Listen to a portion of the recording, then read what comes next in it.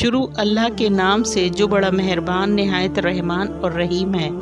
اللہ جو کہ پوری کائنات کا مالک ہے، حقیقی بادشاہ ہے اور ہر شے پر قادر ہے اور سارے رازوں سے واقف ہے، اس سے کچھ بھی چھپا نہیں ہے۔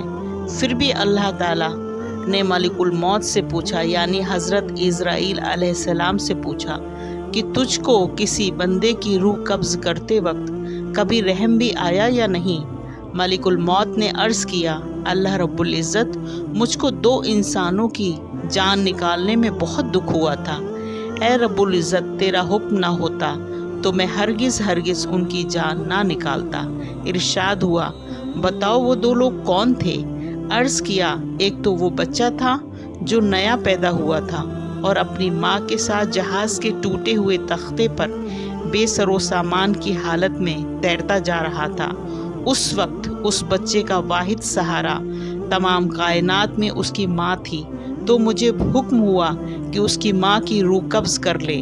اس وقت مجھے اس بچے پر بے حد رحم آیا تھا، کیونکہ اس بچے کا اس کی ماں کے سوا کوئی دوسرا سہارا نہیں تھا، کوئی خبرگیر نہ تھا، اور بھوکا پیاسا بچہ اپنی ماں کے لیے ترس رہا تھا۔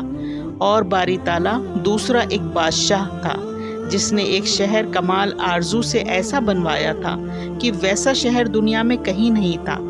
جب وہ شہر تیار ہو گیا اور بادشاہ اپنے شہر کو دیکھنے پہنچا، تو جس وقت ایک قدم اس کا شہر کے دروازے میں تھا تو مجھے حکم ہوا کہ اس کی جان قبض کر لوں۔ اس وقت بھی مجھے بہت رونا آیا تھا کہ وہ بادشاہ کیا کچھ حسرتیں اپنے دل میں لے گیا ہوگا۔ اللہ تعالیٰ نے فرمایا، اے عزرائیل، تمہیں ایک ہی شخص پر 2 بار رحم آیا ہے، کیونکہ وہ بادشاہ ہی وہ بچہ شداد تھا جس کو ہم نے بغیر ماں باپ کے، بنا کسی سہارے کے، سمندر کی تیز لہروں اور طوفانوں میں بھی محفوظ رکھا تھا اور اس کی حشمت سرود کی بلندیوں تک پہنچایا تھا۔ اور جب یہ اس مرتبے تک پہنچا تو ہماری تابعداری سے منہ موڑا اور تکبر کرنے لگا اور آخرکار اپنی سزا کو پہنچا، اور یہی وہ جزا اور سزا ہے۔ سبحان اللہ۔